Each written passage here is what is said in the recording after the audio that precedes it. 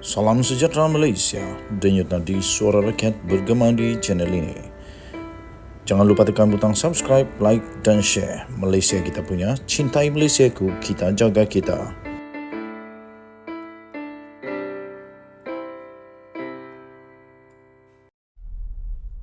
Salam sejahtera Malaysia, denyut nadi suara rakyat bergema di channel ini. Tuan-tuan dan puan-puan yang dihormati sekalian, kalau ini terjadi di Malaysia, kalau ini benar dikuatkuasakan di Malaysia, maknanya akan ada berpuluh-puluh orang bakal akan dipecat, bakal letak jawatan. Tapi sebelum itu, bagi anda yang belum lagi tekan butang subscribe, like dan share, mohon kiranya tekanlah butang subscribe, like dan share untuk kita support channel kita ini, Suara Rakyat. Dan bagi anda yang ingin support lagi, anda boleh join member. Tuan-tuan dan puan-puan, Bersih mengatakan MP dan ADUN sepatutnya dilarang daripada pegang jawatan di dalam GLC. Lah, jadi kalau bukan MP dan ADUN, siapa? Kan selama ini pun memang GLC ini adalah salah satu daripada untuk memperkukuhkan kerajaan yang ada.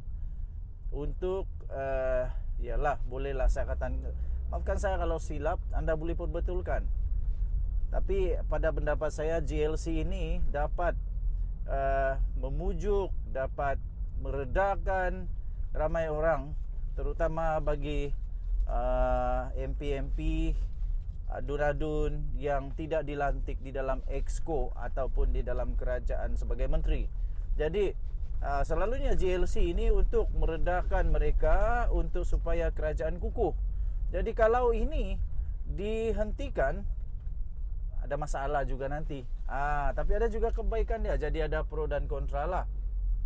Gabungan Pilihan Raya Bersih dan Adil, yang dikenali sebagai Bersih, membidas pelantikan beberapa pemimpin politik dalam syarikat berkaitan kerajaan atau lebih dikenali sebagai GLC, dan agensi kerajaan yang disifatkan sebagai tidak selari dengan keputusan kerajaan sebelum ini.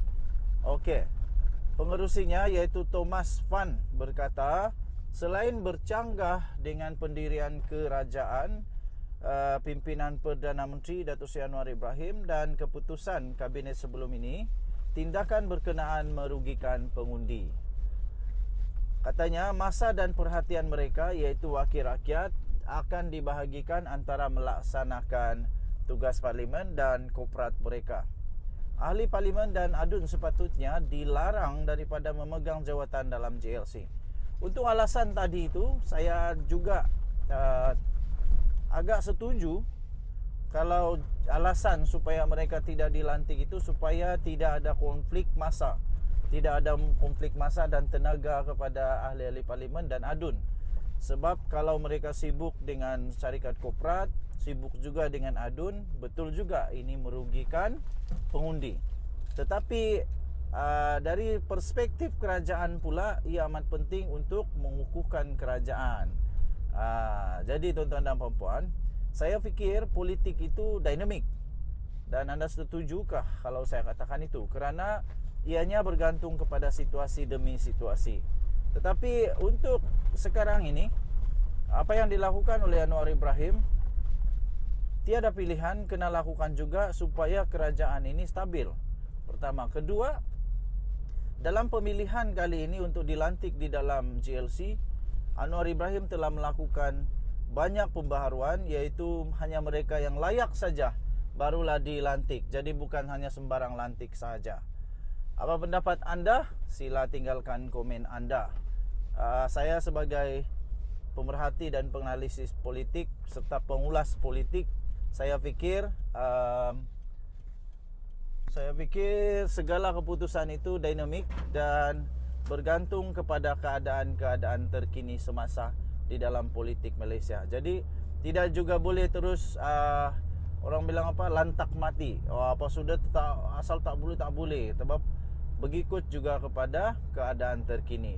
Lain cerita kalau Pakatan Harapan hanya Pakatan Harapan saja sudah boleh membentuk 2/3. Itu mungkin lain cerita. Tetapi oleh kerana sekarang ini kerajaan ini dinamakan Kerajaan Perpaduan, bukan hanya Pakatan Harapan, ada Barisan Nasional, ada Muda, ada GRS, ada GPS, ada Bebas. Jadi dinamika politik itu harus sesuai, selaras dengan keadaan terkini politik negara. Dan yang tadi Suara Rakyat bergema di channel ini, jangan lupa tekan butang subscribe, like dan share. Kita jumpa lagi. Bye-bye. Salam sejahtera Malaysia, denyut nadi Suara Rakyat bergema di channel ini. Pagi-pagi buta ni ada satu berita yang rupanya aku pun baru tahu. Saya nak kongsi saja. Satu Twitter daripada official Menteri Pasola.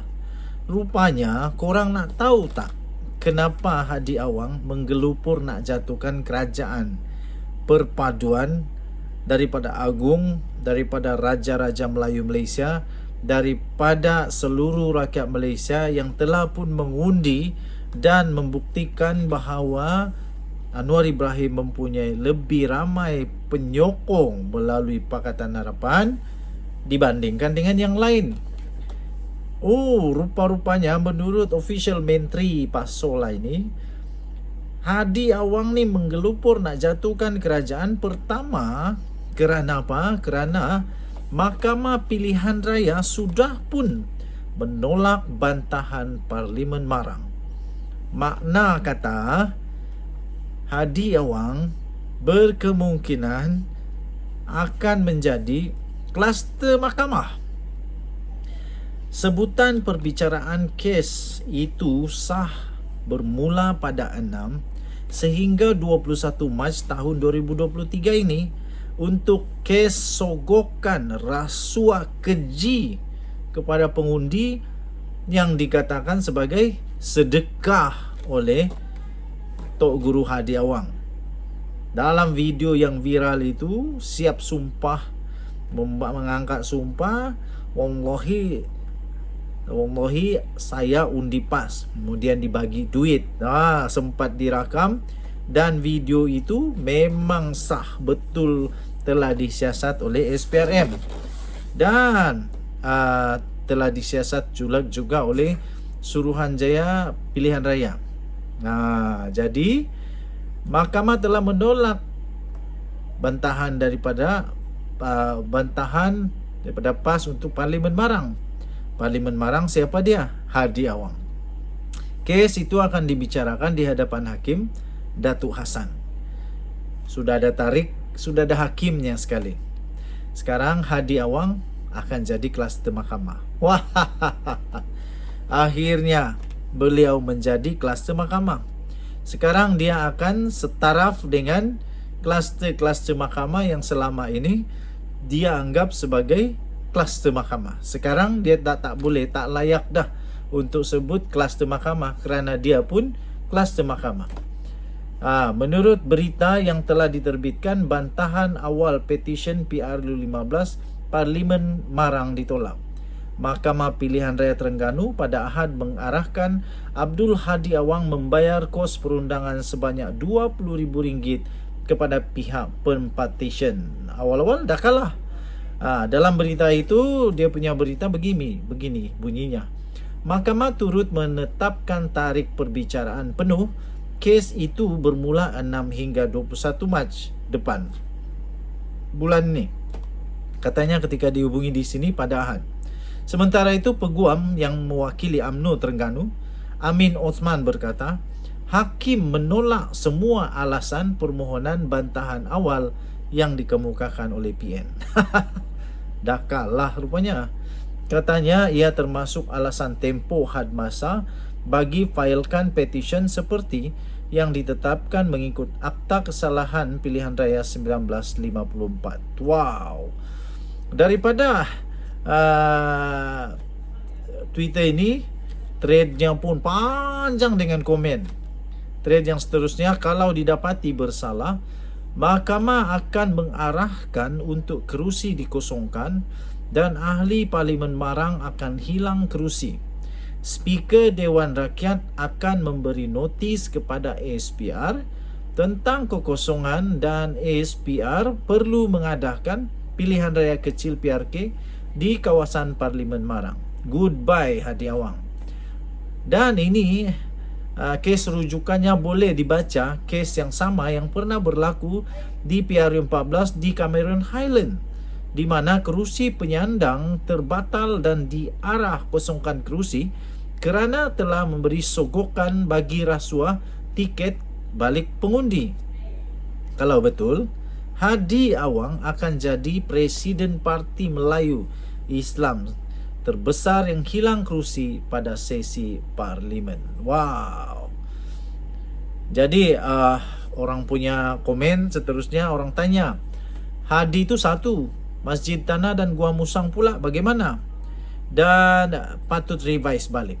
Jawapannya, Gua Musang sebenarnya menurut setahu aku diorang lambat hantar petition dalam masa 28 hari plus kuli tarik responden 2 dan 3 masa itu.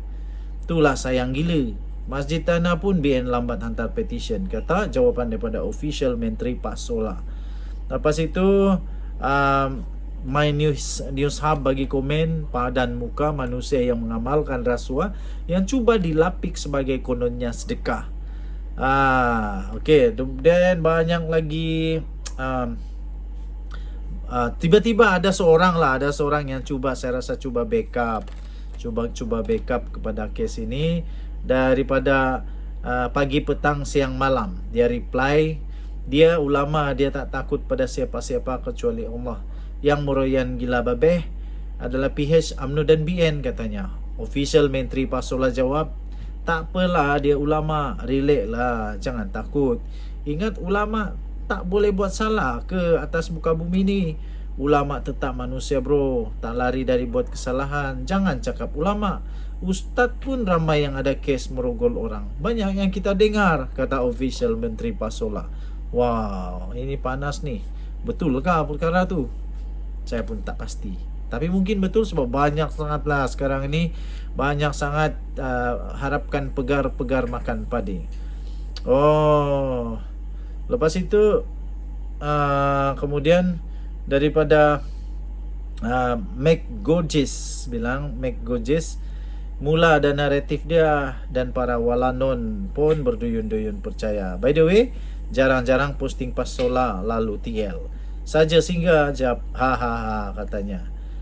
Kemudian Muhammad Z pula bertanya, video sumpah wallahi undi PAS tu berlaku dalam area Hadi Awang Al-Kadzab kan, katanya. Kemudian official Menteri Pasola jawab, betul, ada bagi janjan sikit sedekah lepas angkat sumpah, katanya.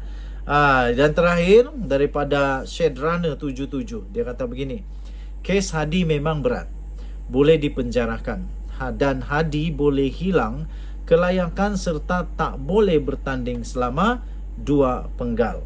Tu yang Hadi menggelupur nak mampu. InsyaAllah Hadi akan kena nanti. Walaupun jom kita takbir, kata si Shedrana 77. Okey. Kemudian official Menteri Pasola menjawab, takbir. Ayu walaupun ke Padang Merbok, ulama kita dianiaya, katanya. Okey. So begitulah, anda boleh nampak ini, anda boleh cari ini di official Menteri Pasola punya Twitter untuk mendapatkan berita yang lengkap dan untuk mendapatkan komen-komen yang memang menarik perhatian. Dan yang tadi Suara Rakyat bergema di channel ini, kita jumpa lagi, bye bye.